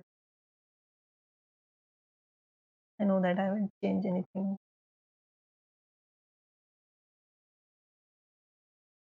It will definitely be wrong again. Oh my God. So it was actually due to some kind of overflow. Why didn't this one fix it? Didn't I put big integer around everything?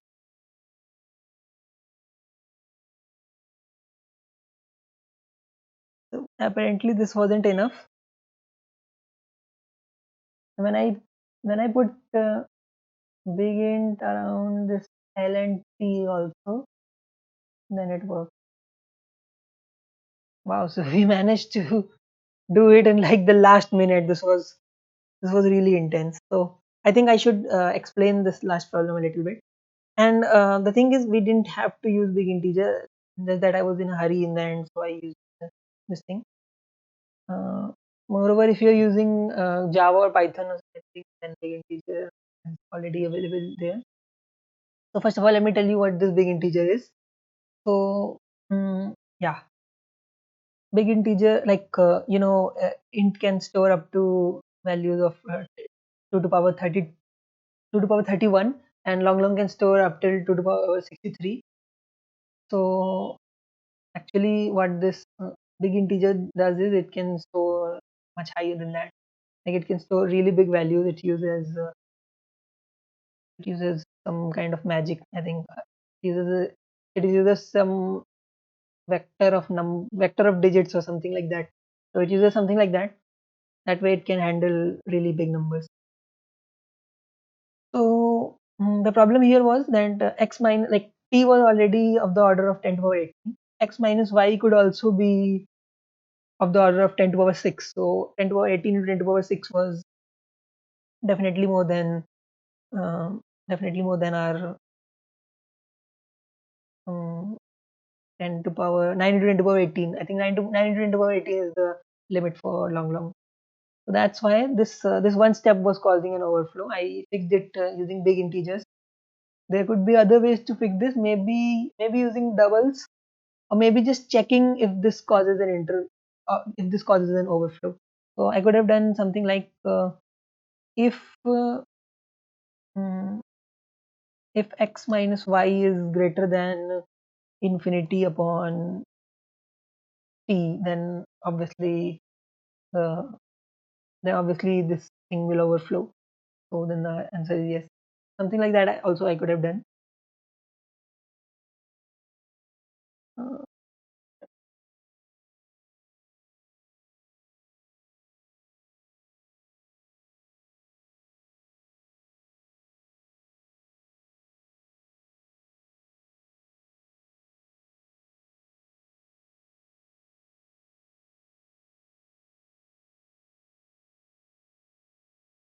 yeah. So yeah. Okay. So if this overflows, that means if x minus y is greater than infinity by t, then this means that it will overflow, and if it will overflow, then definitely we can say that the answer will be no. So we could have done this as well, but since we had so much time, so less time left when I figured out that overflow is causing the problem, that's why I did this. So don't get me wrong, I'm already using definite long long. So this wasn't an integer overflow, this was a long long overflow. So we could have even used 128-bit integers for this problem, and that would have also solved this thing. So other than that, if I explain my solution, for x equal to y, it's very trivial. Like if we can do one move, then we can do everything. Then if x is greater than y, okay. So if x is greater than y, then there was this overflow thing. But let's forget the overflow for a little bit. So if we cannot do the increasing move, then we wait for one move at least. Like we subtract x from k, so that when we reach this part, we can do plus y move. Okay. So since x is greater than sorry, yeah. So since x is greater than y, it is advantageous to do the plus y move every time. So what this means is in each move we'll subtract x minus y. So whenever we subtract x minus y to our k, and we have to do it for t days, so we subtract this value x minus y into t. I'll write it here. So we subtract actually x minus y into t. So this value we're subtracting from k, and we want k minus this value should be greater or equal to L. So if this is following, then it is yes, otherwise no. So you could have checked overflow using something, or you could have used doubles or anything. I used big integers because this was causing a long overflow. Okay, now we're finally at the main part of the problem. This is the most general case when y is greater than x, because even the constants were like that. So in this case, what I did was, um, first of all, I will convert the k into something, like I will subtract some a into x from it, so that it makes a new k, and this new k will be something like, new k is greater than L, but sorry, uh, new k is greater equal to L plus, but new k minus x, this is smaller than L. So like a is the greatest a such that okay. So we have to do this. After that, I will take a variable. Let's say, I'll take some x. Okay, x is k minus L. Okay, so that is the difference between L and whatever point we are at, and this kind of determines the state we are at. So from this x, like currently this I is x here. So like, sorry, I is the capital X. Okay. Now what's happening is, if we're at I, then the actual k is this. So if we can't add y at this step, then the answer from this is -1. Like, this is a losing case. If we reach here, we lose, and the answer is no. But if we don't reach here, we will reach somewhere else. Okay, so that's what I did. I stored where else we will reach and how many moves will it take. Okay, so after that, I actually reduced the k into the form that into this form, and then I'm in this loop. Okay, and in this loop, I'm just using this graph of answers, like from one state to the other state I'm going, and I keep on subtracting these moves from the number of remaining days this way. And if ever the number of days are not left, like we have already covered t days, then the answer is yes. If we have not covered the t days and we reach the losing state, then the answer is no. But if we haven't reached the losing state as well, if this if we reach the uh, visited element again, that means if we're on a cycle, so what will happen is, we'll keep looping into this cycle, and it will go for infinite time. So even if there were infinite days, we will still be able to keep on doing this. That's why the answer to this one is yes. So that's all for this video, and let me see the rank for the one last time. I don't think it will be very nice, because it took a lot of time solving E. By the time, I think a lot of people must have been able to do it. Yeah, okay, so it's 339 something, not good. But anyway, at least I managed to do it in the end. Maybe other people were solving it in a way that didn't have the overflow in it. So because of my overflow, it was a really big problem.